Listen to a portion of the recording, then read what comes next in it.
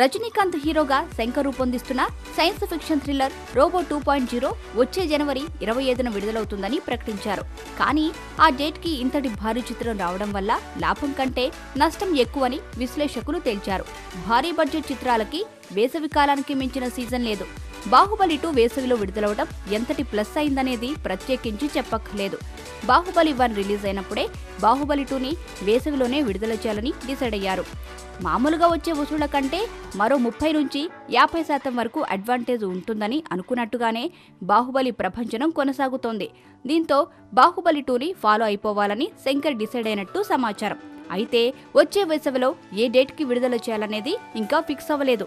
తమిళంతో పాటు తెలుగు, హిందీలో కూడా పెద్ద సినిమాలతో క్లాష్ కాకుండా చేసుకోవాలి. బాహుబలికి ఈ ఫ్యాక్టర్ బాగా కలిసి రావడంతో క్లాష్ లేకుండా చూసుకోవాలని 2.0 మేకర్స్ ప్లాన్ చేస్తున్నారు. ఏప్రిల్ నెలాఖరులో కానీ మే మొదటి వారంలో కానీ 2.0 రిలీజ్ అవుతుందనేది ఇప్పుడు వినిపిస్తోంది.